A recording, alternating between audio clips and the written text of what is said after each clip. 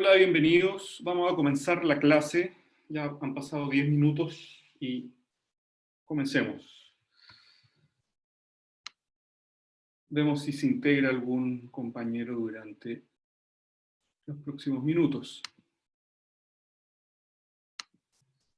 Voy a compartir pantalla un texto que va a estar también en PDF en el campus virtual. Hoy vamos a ver algunos errores habituales en nuestros títulos. Como ven en pantalla, hay alrededor de 5 errores habituales en la forma en que titulamos. Quizá el más habitual son los títulos imprecisos. ¿Qué quiero decir con imprecisos? O sea, que les falta algún dato importante, algún dato irrelevante, o lo hacen de forma inexacta. Por ejemplo, acá yo tengo algunos ejemplos. Este título dice: buscan solución para el coronavirus en Santiago. Si bien se entiende el título, está correcto gramaticalmente, le falta algo muy importante que es el quién. Es decir, este título no da respuesta a una pregunta básica del periodismo, que es el quién. Que en este caso ¿Sería el ministerio o el gobierno? puede ser el ministerio, puede ser el gobierno, pero claramente falta el sujeto. El título correcto sería: Gobierno o MinSal busca solución para el coronavirus en Santiago. De todas maneras, a mí me sigue pareciendo muy general. Específicamente para un título hay que ir a algo más específico. Por ejemplo, hoy en día la cifra récord de contagiados. Ese sería el título. Este sería como un título secundario, un subtítulo podría ser, pero además del error que no contiene el gobierno, no contiene el sujeto al inicio, porque la estructura gramatical o de sintaxis para un título es sujeto, predicado, o sea, sujeto, verbo y complemento. Aquí tenemos que falta el sujeto, que es el gobierno, buscan, que es el verbo, y luego el complemento, solución para el coronavirus. Ahí tenemos que un error de precisión, o sea que falta un dato importante que es el quién. Recuerden que el título y el lead debe contener la mayor cantidad de las 6W del periodismo: qué, quién, cómo, cuándo, dónde, o por qué. Otro error grave y súper habitual, que el título sea demasiado vago, o sea, demasiado general, poco específico, y que prácticamente se pueda elegir como título para cualquier contexto, y que incumple la regla de contener la información básica de la noticia. El título debe contener la información básica de la noticia, al punto que el lector, si quiere, no sigue leyendo el resto de la noticia, porque le basta con el puro título. Un ejemplo es este título: Gobierno busca solución para la crisis. Es un título muy general que se podría colocar cualquier día de la semana. Cualquier día en estos 2 meses que casi llevamos de crisis sanitaria. Como explico aquí abajo, es un título excesivamente general. Por ejemplo, ¿de qué solución a qué crisis estamos hablando? Habla simplemente de una crisis. Obviamente falta decir que es la crisis sanitaria, que es la crisis del COVID, una pandemia, etc. Algún dato más. Es decir, la lectura de este título no es suficiente para entender la noticia. Por ejemplo, no sabemos tampoco cuál es la solución. O sea, es muy general este título. No sirve. Si bien está escrito correctamente porque tiene sujeto, predicado, tiene sujeto, verbo y complemento: gobierno busca solución para la crisis, es muy general, no se entiende. Tiene que ser un título más específico, ¿ya? No sirve en este caso. Otro caso, la ruptura de las normas básicas de redacción. Saltarse la estructura sintáctica de sujeto, verbo más complemento, o sea, de sujeto y predicado, que con la cual se deben redactar los títulos, ¿no? Por lo menos en el periodismo informativo, los títulos deben ir con un verbo, que una el sujeto con el complemento, ¿no? También hay que, lo hablamos en la clase pasada, hay que evitar las construcciones verbales pasivas. Todas tienen que ser en activo y en afirmativo, también las negativas, ¿no? En título, los no, por ejemplo, no sirven. Genera una distancia con el lector, porque en realidad la noticia es todo lo contrario. Un no no es una noticia, en realidad. Hay que buscar la forma verbal, transformar esa construcción, o negativa o pasiva, en activa o positiva, ¿ya? Afirmativa. Vimos ejemplos la clase pasada. Otro error súper habitual es titular con un aspecto secundario, o sea, no con el más importante. Por ejemplo, hoy en día, hoy mismo, la noticia, y que está acaparando todos los títulos, es que hay cuarentena total, se va a decretar cuarentena total, el gobierno decreta cuarentena total en la región metropolitana, y también la cifra de contagiados, que creo que son 2.600 y fracción. 60. Ese es el aspecto primario, esa es la noticia importante. Si nosotros titulamos con un aspecto secundario, o sea, que no sea eso, ahí estamos cometiendo un error, pero es bastante habitual. ¿Me querías decir algo? No, quería complementarlo. Sí, es básicamente eso. O sea, por ejemplo, colocar titular con el número contagiado en regiones sería un error, porque estamos hablando de un aspecto muy secundario, y en el título hay que ir a la noticia primaria, o sea, lo más candente, lo más importante, lo más relevante, lo más impactante, que en este caso es la cantidad récord de contagiados, que subió muchísimo, estos 2.660 y fracción, y la decisión del gobierno de decretar cuarentena. O sea, ¿qué necesitamos para un título? Primero, que cumpla con las normas básicas de redacción, pero en un título informativo estoy hablando. Es decir, que esté claramente identificado el sujeto, el verbo y el complemento, o sea, el sujeto y el predicado, ¿ya? Gobierno decreta, gobierno es el sujeto, decreta el verbo, cuarentena total para la región metropolitana a partir del próximo viernes, y todo el complemento, todo el predicado, ¿ya? Luego, titular con el aspecto primario, con la primera noticia, con la más importante, la más impactante, no con la segunda, no con la tercera. Cifra de contagiados, récord, y la decisión de la cuarentena. No titulemos con otro aspecto que no sea ese. Por ejemplo, los contagiados en regiones, en este caso, no nos importa, el secundario puede ir en el cuerpo de la noticia, puede ir al final del texto. Pero en este caso, hay que titular con aspectos primarios de noticia, importantes, no secundarios. Y hay que ser específicos. Por ejemplo, títulos muy generales son "buscan solución para el coronavirus en Santiago" o "gobierno busca solución para la crisis", ¿no? Esos son títulos muy generales que se podrían poner cualquier día, en cualquier momento en esta crisis. Nosotros tenemos que buscar un título específico que hable con precisión y con claridad sobre una noticia nueva, digamos, una información que llame la atención del espectador y que no sea general, genérica. Recordemos que el título busca que el lector se interese por la noticia, ¿no? Que se interese por leer nuestro artículo, haga clic y lea nuestro cuerpo de la noticia. Si le estamos hablando de un aspecto secundario, si estamos rompiendo las normas básicas de la redacción, o si estamos hablando de un tema muy genérico, no resulta. Bueno, y un error básico, el último, ¿cierto? Son errores de vocabulario, de ortografía, de gramática, de puntuación, ¿cierto? Pero que en caso de un título es gravísimo. O sea, se te puede ir un acento menos, ¿cierto? En el texto de la noticia, ¿cierto? Por un apuro, o se te puede ir una palabra mal escrita, pero en el título es gravísimo. Gravísimo porque es lo que ve todo el mundo.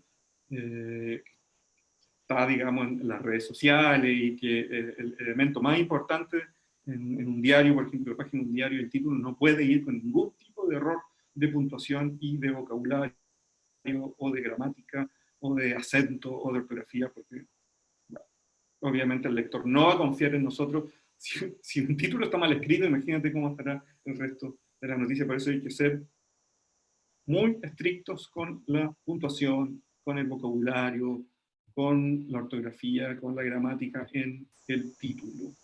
Es lo primero que van a ver los lectores, y si está mal escrito, yo no seguiría leyendo porque no confío en un título mal escrito. Bueno, nosotros ya vimos los ejemplos acá, ¿cierto? Este título yo lo había elegido antes. Entonces, un título que es falso. Bueno, era falso ayer, hoy en día es verdadero, así que no me sirve. Pero es cuando uno saca una conclusión equivocada y titula con eso. Eso es más grave aún que una falta de ortografía. Porque en el fondo está engañando al lector, entregando la información que no es. En este caso, este título yo lo puse así porque, bueno, no había cuarentena en esa época, ayer o antes de ayer, pero bueno, hoy en día es verdadero. Veamos otros títulos. Nuevo récord de 1.533 contagios en las últimas 24 horas. Bueno, esto es información del fin de semana, entonces está desactualizado, pero no importa, porque a lo que vamos a la estructura del título, no al contenido exactamente tal. Está bien en este sentido, este título, porque nos habla de la noticia, de lo primario, ¿cierto? Que es la cantidad de contagios récord ese día. Ahora, ¿qué errores podemos encontrar? Falta sujeto y falta el verbo, ¿ya? Y dice superó.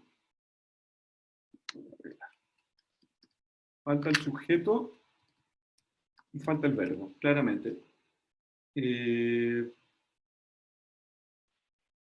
¿Cierto? El sujeto podría ser gobierno o MinSal, informa, ahí tenemos el verbo, nuevo récord de 1.533 contagiados en las últimas 24 horas. ¿Ya? Y por ejemplo, ¿qué pasa si esta información la está leyendo alguien desde el extranjero? Hoy en día los diarios por internet se leen en todo el mundo. Falta el dato que es en Chile, que habría que colocarlo de alguna manera también, ¿cierto?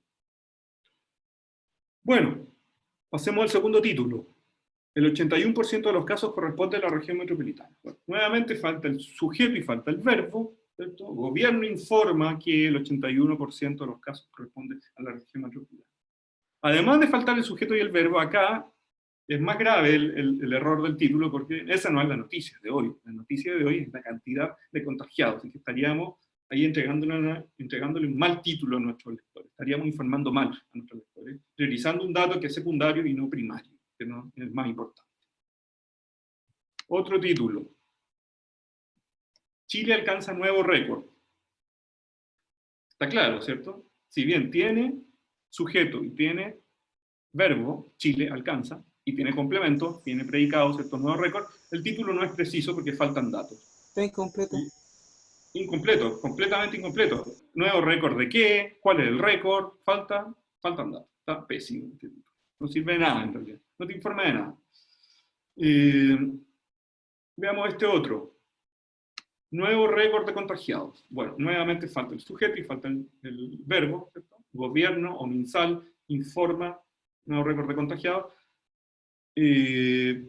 Claramente es insuficiente por la falta de verbo, por la falta de sujeto, y además porque no dice la cantidad de...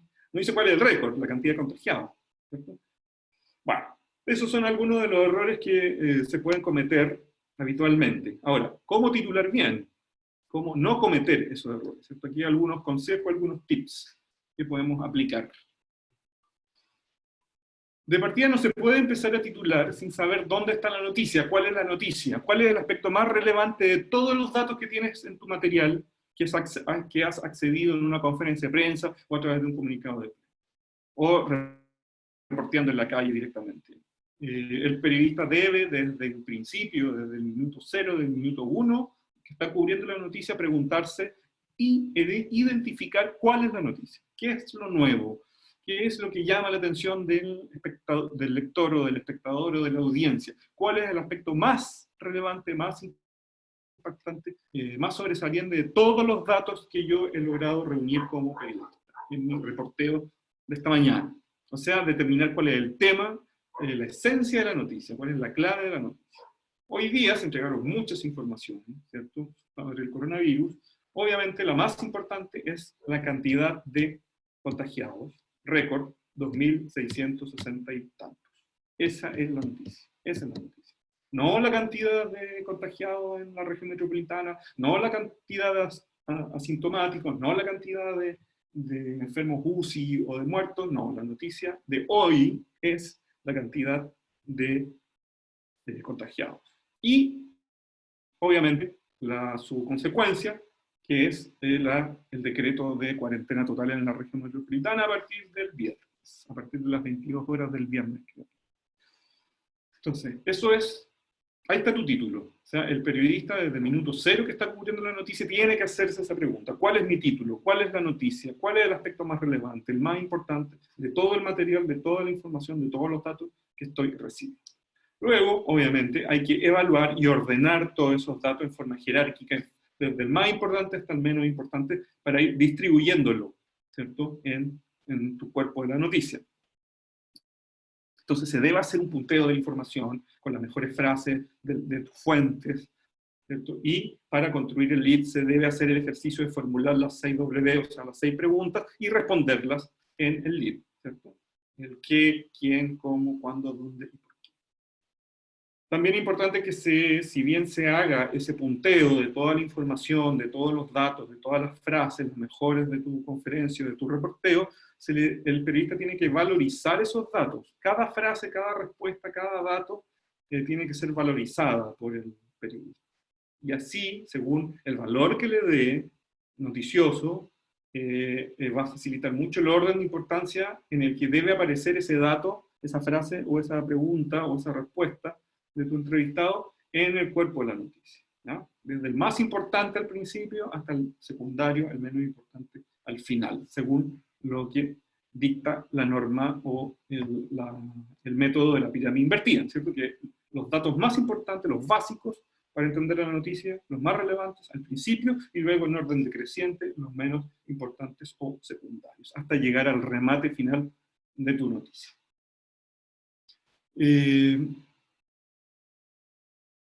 Bueno. Nosotros ya hablamos, ¿cierto?, de las 6 W, las 6 preguntas clásicas del periodismo, que se llaman, le decimos 6 W porque viene del modelo de pirámide invertida norteamericano, y bueno, todas las preguntas en inglés parten con W. Por eso le decimos las 6 W. Pero en realidad, en español deberían ser las 6 preguntas básicas del periodismo: qué, quién, cómo, cuándo, dónde, por qué, si es que existe el por qué, a veces el por qué no lo sabe. Vamos ahora al cuerpo de la noticia, que es lo que vimos la semana pasada. ¿Cómo redactar el cuerpo de la noticia? Consejos prácticos. Primero, lo que decía recién, ¿cierto?, de jerarquizar los datos. En el cuerpo de la noticia nosotros tenemos que ser muy rigurosos en el respeto con la estructura de la pirámide invertida, ¿no? Además que resulta muy conveniente y mucho más fácil de redactar rápidamente, ¿cierto? Siempre el periodista está contra la corriente, con el deadline, con la hora de cierre encima, así que es muy conveniente tener un método de escritura, y en este caso la pirámide invertida ayuda bastante. Es decir, antes de empezar a escribir, ordenar los datos según su importancia, su relevancia, y ahí inmediatamente se te forma la jerarquía con la cual tú tienes que escribir la noticia. O sea, qué datos primero, qué entrevistados primero, qué citas entre comillas primero, y cuáles son las secundarias o las terciarias, ¿no?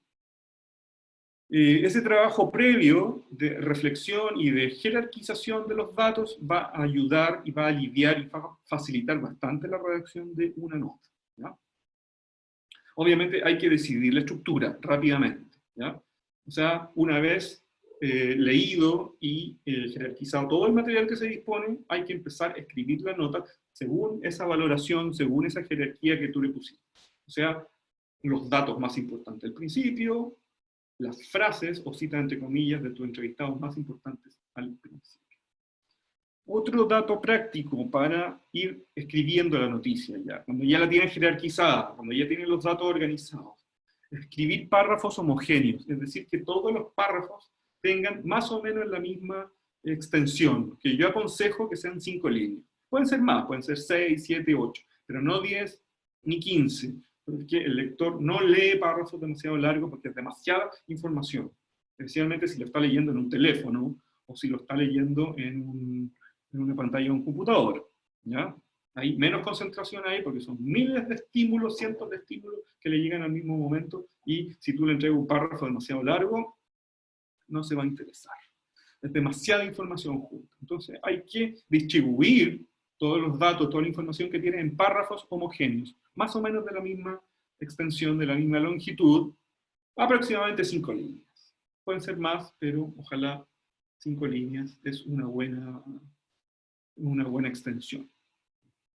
Bueno, ustedes saben, lo vimos la semana pasada, que los párrafos se agrupan por ideas. Es decir, cada párrafo debe ser un subtema, una subnoticia, una subidea de la gran noticia que estamos hablando, y que está en el título, ¿cierto?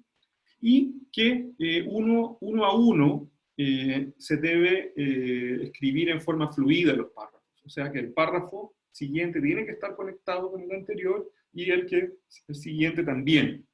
Bueno, y lo vimos la semana pasada, que para que los párrafos, la lectura de los párrafos sea fluida, nosotros tenemos que unirlos con los conectores, con las transiciones, nosotros lo vimos la semana pasada, y que este uso de conectores le da una lógica interna al texto, ¿ya? Los conectores, las transiciones, son estas palabritas que nosotros usamos para unir párrafos, y que son como el pegamento que nos permite unir todos los párrafos unos con otros. Ahora, obviamente tienen que estar muy bien colocados los conectores, las transiciones. No es cosa de colocar simplemente un asimismo, o un por lo tanto, o una continuación, no. Tienen que estar bien redactados, bien hilados con el resto de la frase, tiene que tener una lógica ese uso de un conector. No basta con colocar un conector nomás al principio y luego una coma, no. Tiene que mantener una lógica interna esa. Cada párrafo, cada frase tiene que ser coherente y lógica en sí misma, ¿ya?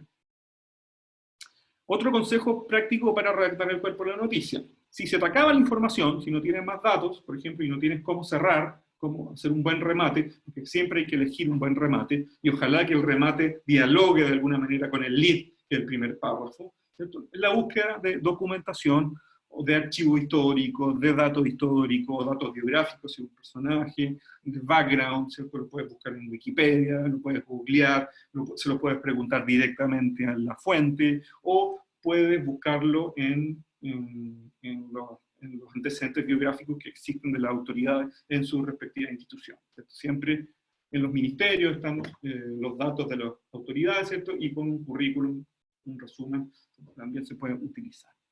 Es una buena fórmula para cerrar un artículo si no tienes más información, ¿ya? Es decir, colocar información de contexto o antecedentes históricos necesarios para que el lector entienda bien la noticia, ¿ya? Y sus consecuencias. En este caso será necesario un trabajo de documentación para encontrar esos datos, ¿cierto? Que puede ser buscar en algún archivo, en alguna biblioteca, en algún libro, o en alguna página web, ya menciono Wikipedia, ¿cierto? O información oficial, ¿cierto? Porque Wikipedia a veces se equivoca y no es fiable 100%. Mejor buscar información oficial, pedirle directamente a la fuente todos los datos, o pedirlo en la institución que corresponde. Te deberían entregar toda la información, o debería estar ya publicada el currículum, ¿cierto? Laboral y personal biográfico del autor. Veamos algunos errores habituales en la redacción del cuerpo de la noticia.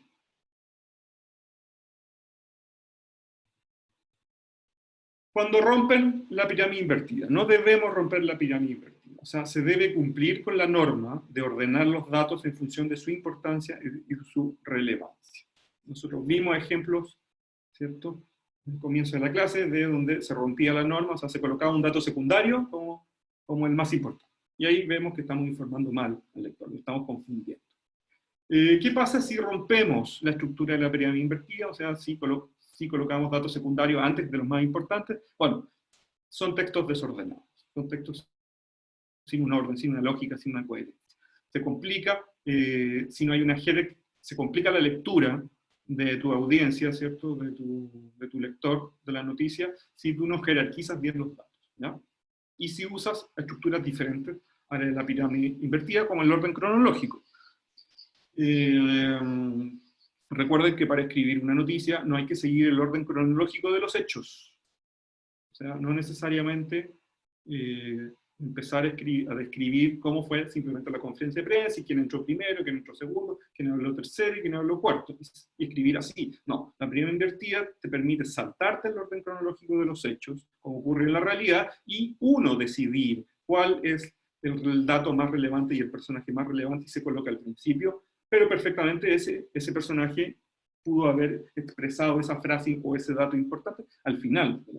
Bueno, nosotros, la pirámide invertida te permite saltarte el orden cronológico y escribir una noticia en orden cronológico, según los datos que te entregaron en orden cronológico, sería un error, porque no está jerarquizada la importancia y la relevancia de cada dato. Y esa es una pega, es un trabajo que tienen que hacer los periodistas. Bueno, otro error bastante habitual es la falta de precisión. Es decir, no se deben destacar datos irrelevantes, ni usar lugares comunes que no aportan nada a la información. Tampoco usar información o cometer algunos errores de gramática o de palabras rebuscadas que no todo el mundo conoce, ¿cierto? En general hay que desterrar todos los vicios de redacción que impidan al lector obtener o leer un texto directo y fluido.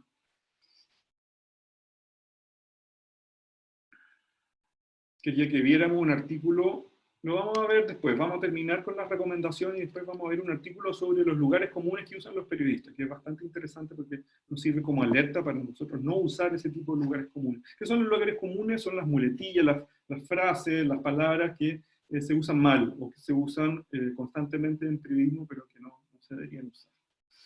Pero eso lo vamos a ver después que terminemos con estas recomendaciones para la elección de citas de entrevistado o fuente. Nosotros vimos que habían 3 tipos de citas en la clase pasada. La cita directa, la cita indirecta y la cita mixta. Y lo ideal es que usemos las 3, para no atosigar al lector con puras citas, entre comillas, porque es demasiada información.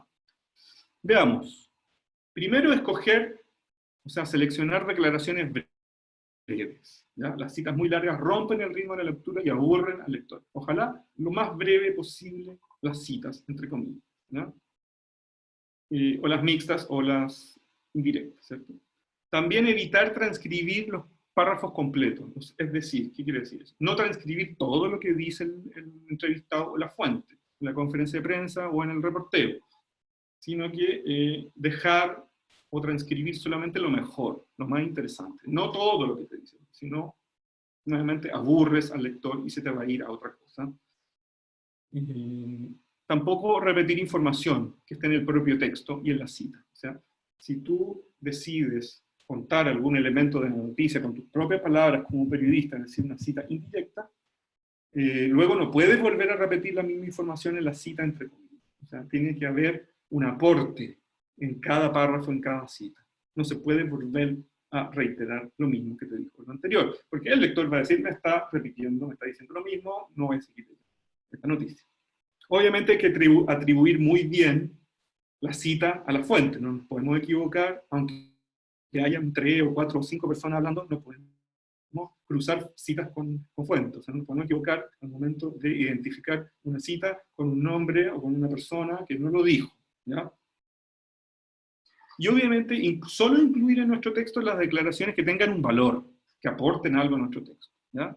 Es decir, si refuerzan las afirmaciones escritas en la pieza periodística, en el texto periodístico, o añaden detalles, o avalan argumentos, o transmiten alguna intención, alguna emoción, o algún tono de la fuente. Es decir, como les decía un poquito adelante, no todo lo que te diga una fuente, un entrevistado, te sirve para colocarlo entre comillas. Solamente lo más importante, lo que tenga algún valor, lo que refuerce alguna afirmación, algún dato que tú tengas escrito en el texto. Si añade un detalle, si entrega algún argumento interesante, si transmite alguna intención, emoción o tono de la fuente. ¿Ya? No todo lo que se diga en una conferencia sirve. Solamente lo más relevante, lo más importante. ¿Tienen alguna pregunta, alguna consulta antes de pasar a los lugares comunes del periodismo? La pirámide invertida. Sí, mira, si quieres te muestro un diagrama. Eso lo vimos en clase pasada, pero me parece que tú no estabas. A ver, acá está. Voy a pasar a compartir.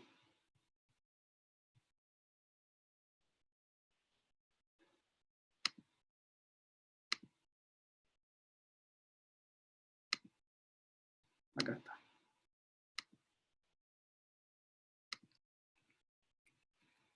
Esta es la famosa pirámide invertida. ¿Por qué se llama pirámide invertida? Porque tiene la forma de una pirámide invertida. Es decir, tú comienzas tu texto periodístico con el lead, con el primer párrafo, que contiene la información más importante, la más relevante, la más impactante, la más noticiosa. Y ese lead tiene que cumplir con las 6 W, con las 6 preguntas básicas del periodismo. ¿Quién? ¿Qué? ¿Dónde? ¿Cuándo? ¿Cómo? ¿Y por qué? ¿No? A veces el por qué no está, pero tiene que ir siempre el quién, el qué, el dónde, el cuándo. Eso en el primer párrafo. Luego pasamos al segundo párrafo, ¿cierto? Y la pirámide se ensancha, se angosta, porque ahí vamos colocando detalles secundarios, ¿ya? Los que no alcanzaron a entrar en el lead o datos que complementan el lead, ¿ya? Recuerda que con solo leer el lead, que es el primer párrafo de la noticia, del cuerpo de la noticia, el lector tiene que entender lo más relevante, lo más básico de la información, ¿ya? Y luego, si quiere más detalles, seguir leyendo. Entonces, en el cuerpo se va angostando la pirámide porque los datos son secundarios, de menos impacto, de menos importancia. ¿Qué va ahí? Detalles, citas entre comillas, descripciones, background, etc. ¿Ya? Se va angostando el nivel de importancia, de impacto de los datos que tú vas entregando. Y terminando al final con detalles secundarios o terciarios que te sirven para colocar un remate, un fin. No sé si entendiste, ya no es la pirámide invertida. Es un esquema, es un Sí, me acordé. modelo para escribir una noticia, que es bien de sentido común en realidad. Colocar al principio lo más importante y luego ir bajando nivel de importancia hasta llegar al remate final. ¿Ah? Un formato periodístico bien útil que sirve bastante. Vamos a revisar los lugares comunes del periodismo, que son estas palabras, estas expresiones que son muy usadas, especialmente en el periodismo televisivo, pero que nosotros tenemos que encargarnos de eliminarlas. Voy a buscar.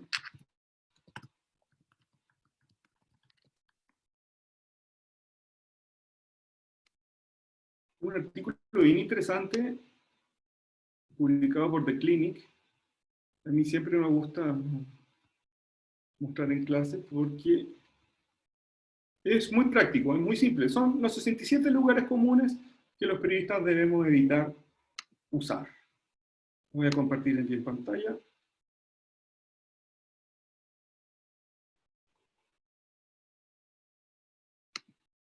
A ver si lo encuentro.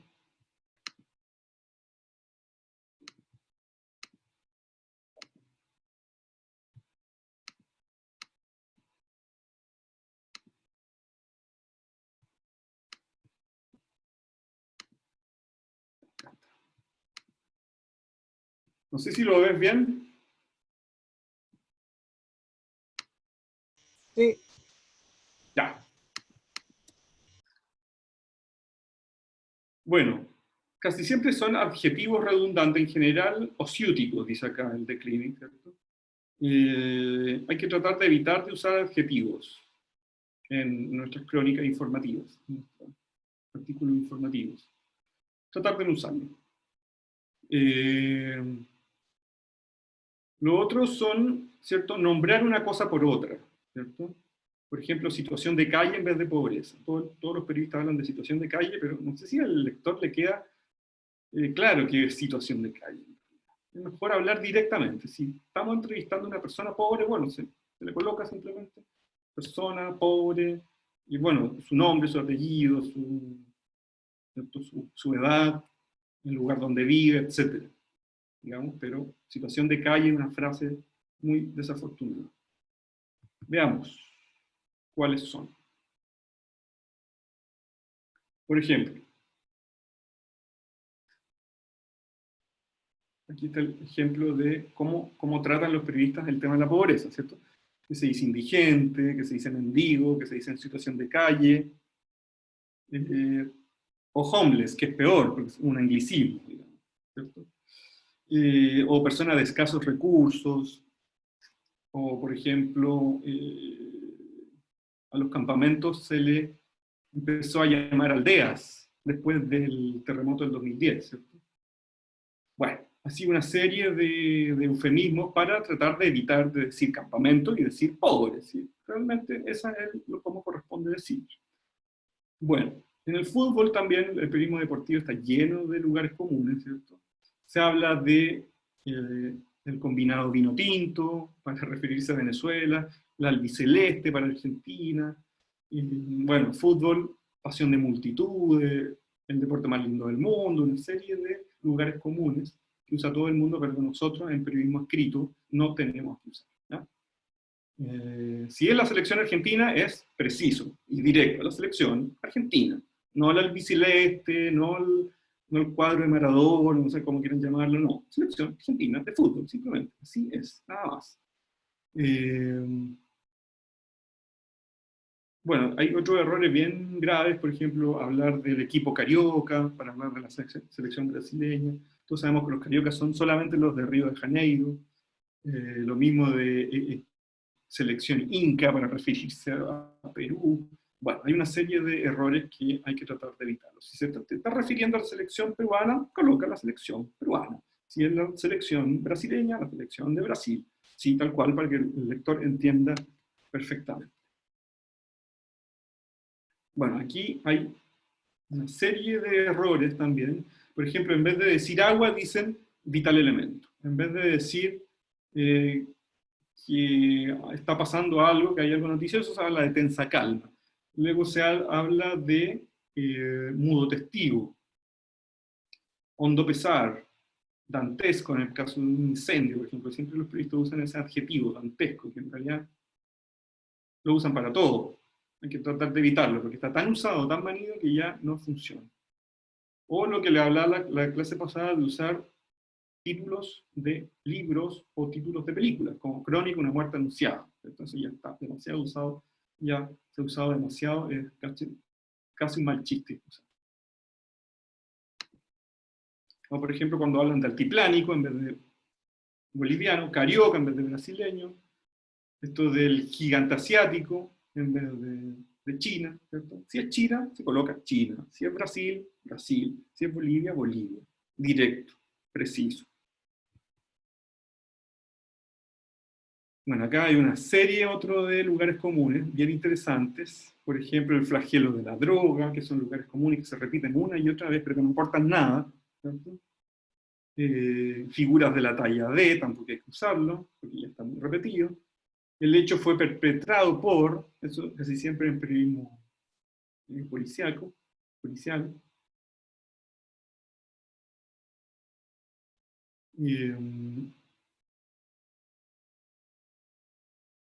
Virtual empate, muy extraño sobre el virtual empate. Visiblemente emocionado, nuevamente una redundancia, ¿cierto? Porque si está emocionado es obvio que va a ser visible, ¿cierto? Romper el silencio, en ese escenario se dio a la fuga, para decir que simplemente los delincuentes arrancaron, se dieron a la fuga. Es como una frase un poco florida para decir que simplemente se arrancaron los delincuentes. El masivo éxodo de sus ciudadanos, ¿cierto? Que se usa durante todos los fines de semana largos, o se usaba. Entonces, son lugares comunes que no se pueden volver a repetir. El pequeño lactante, en vez de decir guagua, o los amigos de lo ajeno, para referirse a los delincuentes, o los ladrones. Bueno, acá hay una serie de palabras que hay que tratar de no usar, ¿cierto? Y no hay que tratar de repetir. Yo les recomiendo este artículo que está en The Clinic. Búsquenlo, si quieren lo pueden tener, lo pueden buscar, lo pueden leer completo. Pueden googlear 67 lugares comunes de los periodistas, de Camila Gutiérrez en The Clinic. Bien útil para detectar, porque muchas veces uno usa estas palabras de tanto que las escucha en la televisión, ¿cierto? Las usa en el lenguaje coloquial. Pero al pasar al periodismo escrito requiere ciertas formalidades y los lugares comunes, las muletillas, los populismos o palabras muy populares, palabras coloquiales o los anglicismos, que son las palabras extranjeras, hay que tratar de evitarlas. ¿Ya? ¿Alguna duda, alguna pregunta? El año pasado recurría a esos Oh, modismos. no escucho nada. El año pasado recurría a esos modismos. No te escucho muy mal. ¿Puede leer el chat? A ver.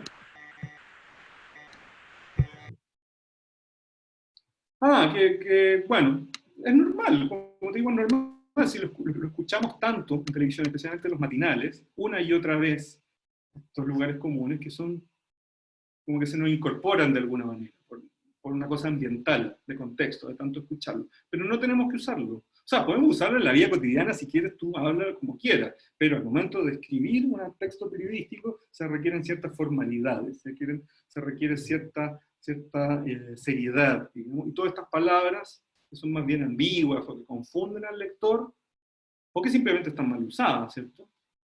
Porque son reiterativas, ¿cierto? O porque son coloquialismos, o porque son barbarismos, están mal, informan mal, o sea, distorsionan la realidad, no hay que usarlo. Así que yo te aconsejo que lo imprimas, este artículo, y lo tengas ahí a mano. Además que está muy bien escrito y muy divertido, en realidad.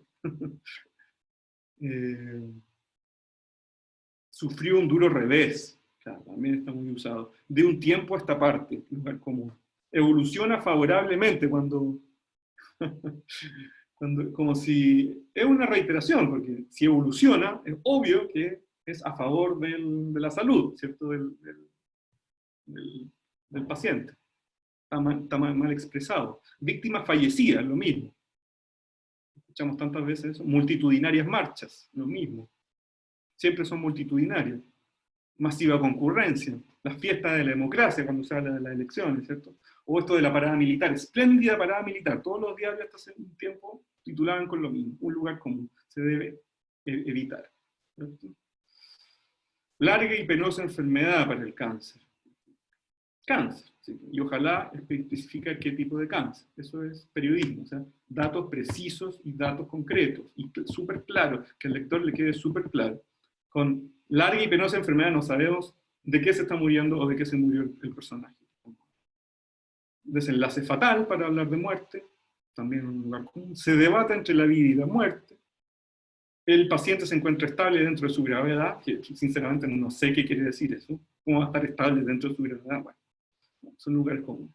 Escenas de profundo dolor, heridas de diversa consideración, tragedia de proporciones. Bueno, sinceramente está lleno de lugares comunes, especialmente en el periodismo deportivo y en el periodismo policial. Y en el periodismo, digamos, de vida cotidiana de los matinales se recurre mucho a eso, a este tipo de lugares comunes. Puedo entender que el periodista tiene que estar cerca de 5 horas transmitiendo una noticia que se podría dar perfectamente en 5 minutos y tiene que alargar, y ya le faltan los datos y empieza el festival de lugares comunes. Por ejemplo, el frío llegó para quedarse cuando empieza a ser frío, ¿cierto? O el calor llegó para quedarse también. El sol inclemente, la lluvia inclemente, todo inclemente. Vamos a hablar de clima. Bueno, eso. Eso es uno de los errores que uno comete al redactar, uno de los tantos errores que uno comete al redactar una nota informativa, que es el tema de los lugares comunes. O sea, repetir frases que sinceramente no aportan nada, no aportan cero datos al lector, y simplemente son rellenos. Hay que tratar que nuestras crónicas periodísticas tengan puro filete, digamos, solo información relevante, importante, y eliminar cualquier tipo de ripio o de relleno. Así que ahí tienen 67 frases que hay que tratar de desterrar de nuestras crónicas. ¿Tiene alguna pregunta, alguna duda?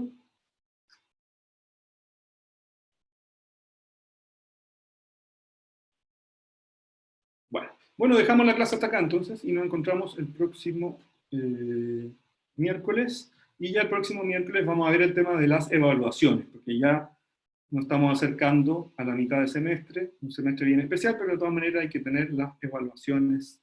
Y la próxima semana, el próximo miércoles, vamos a poner atención a las evaluaciones. Sí, ya veo que tienes problema con el audio. Bueno, espero que nos veamos la próxima semana y ahí podemos ver, les voy a contar cómo van a ser las evaluaciones este semestre. ¿Ya? Nos vemos. Que estén bien.